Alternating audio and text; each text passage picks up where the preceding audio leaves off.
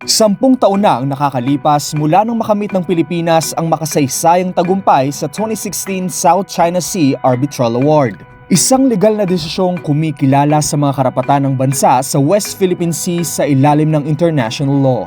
Bagaman hanggang ngayon ay patuloy na hinahamon ang desisyon, nananatili itong pinal at may bisa sa ilalim ng international law at patuloy na nagsisilbing matibay at legal na batayan ng Pilipinas sa mapayapang pagtatanggol ng ating karapatan sa West Philippine Sea. Kaya naman ngayong taon, ginugunita sa buong bansa ang isang dekada ng makasaysayang tagumpay na ito sa ilalim ng temang Dekada ng Batas, Hindi Dahas o A Decade of Law, Not Force. Bahagi ng paggunita ang paglulunsad ng opisyal na commemorative logo na sumisimbolo sa isang dekada ng panindigan ng Pilipinas sa batas, kapayapaan at pagtatanggol sa ating soberanya. Pero ano ang kwento sa likod ng simbolong ito? Tara, himayin natin!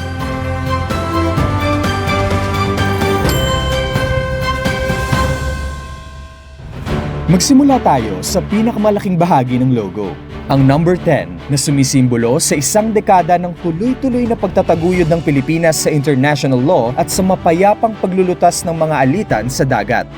Ang bituin na hango sa makasaysayang 1734 Murillo Velarde map na kumakatawan sa historical truth at nagpapatibay sa lehitimong karapatan ng Pilipinas sa West Philippine Sea. Ang parola na simbolo bilang gabay, kalinawan at matuwid na pamuno, habang ang timbangan ng hustisya na nagpapaalalang ang mga alitan ng mga bansa ay dapat lutasin sa pamamagitan ng batas at diplomasya, hindi ng dahas.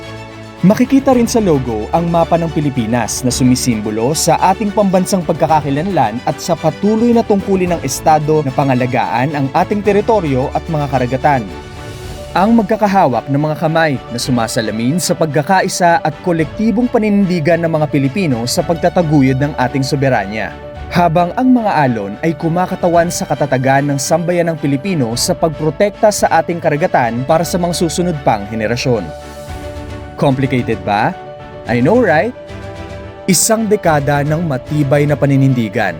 Muling ipinaalaala ng karapatang ito sa buong mundo na ang tunay na lakas ng isang bansa ay hindi nasusukat sa dahas, kundi sa matatag na paninindigan sa batas, katotohanan at mapayapang pagtataguyod ng mga karapatang nararapat sa bawat Pilipino. Lilipas ang mga panahon, ngunit hindi matatapos ang kwento. Hamon para sa ating mga saksi ang patuloy na pagsulat at pagbabahagi ng mga kwento at aral ng kasaysayan. At higit pa sa simbolo, isa itong pagpupugay sa tapang, pagkakaisa at pag-asa ng mga Pilipinong patuloy na nagmamalasakit sa ating karagatan.